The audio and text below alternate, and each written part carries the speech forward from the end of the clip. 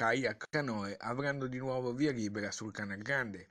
Il TAR del Veneto ha bocciato l'ordinanza con cui, nell'agosto dello scorso anno, il Comune di Venezia aveva modificato il testo unico per la navigazione in laguna, introducendo alcune restrizioni.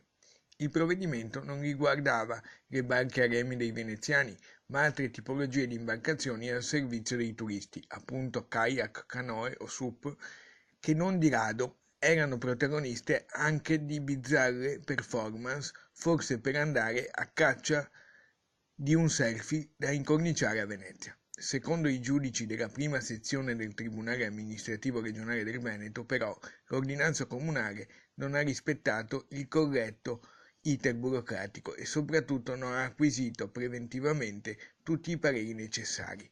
Perciò, proprio alla vigilia della bella stagione, i giudici hanno accolto il ricorso promosso dalla società Venice Kayak, operatore turistico qualificato che accompagnava piccoli gruppi di turisti in questo tipo di escursioni.